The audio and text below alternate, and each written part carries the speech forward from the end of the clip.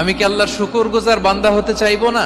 আল্লাহ আমাকে ক্ষমা করেছেন ঠিকই, কিন্তু আমার তো কিছু দায়িত্ব আছে। আমি কি নিজেকে সর্বোচ্চ ভাবে আল্লাহর কাছে পেশ করব না?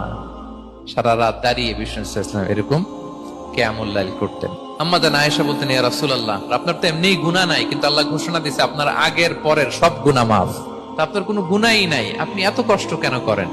বিষ্ণু বলেন, ইয়া আয়েশা, আফালা আকুনা আবদান শাকুরা, আমি কি শুকরগুজার বান্দাদের অন্তর্ভুক্ত হতে চাইবো না? ওমিনাল লাইলি ফাতাহাজ্জাত বিহি নাফিলাতাল লাক, আপনি যদি প্রশংসার স্থানে উন্নীত হতে চান তাহলে এই রাতের সালাত পড়তে হবে। বিষ্ণু ইসলাম দীর্ঘ সময় এই কিয়ামুল লাইলটা করতেন। সেজদায় কত লম্বা ছিলেন এর তো একটু আগেই বললাম। কত লম্বা ছিল? এক একটা সেজদায় 50টা কোরআনের আয়াত তেলাওয়াত করা যায়, এত লম্বা সময় তিনি সেজদায় থাকতেন। সুবহানাল্লাহ। আর কত দাঁড়িয়ে থাকতেন এটার বলে লাভ নেই। দাঁড়িয়ে থাকতে থাকতে থাকতে থাকতে হাত ধরে যেত, এরপরে হাত ছেড়ে দিতেন, তারপর কোরআন তেলাওয়াত করতেছেন। আমি কি আল্লাহর শুকরগুজার বান্দা হতে চাইবো না? আল্লাহ আমাকে ক্ষমা করেছেন ঠিকই, কিন্তু আমার তো কিছু দায়িত্ব আছে।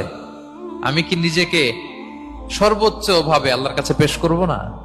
সারা রাত দাঁড়িয়ে বিষ্ণু ইসলাম এরকম কিয়ামুল লাইল করতেন। আম্মা জান আয়েশা বলতেন, ইয়া রাসূলুল্লাহ, আপনার তো এমনিই গুনাহ নাই, কিন্তু আল্লাহ ঘোষণা দিয়েছে আপনার আগের পরের সব গুনাহ মাফ। তা আপনার কোনো গুনাহই নাই, আপনি এত কষ্ট কেন করেন? বিষ্ণু বলেন, ইয়া আয়েশা, আফালা আকুনা আবদান শাকুরা, আমি কি শুকর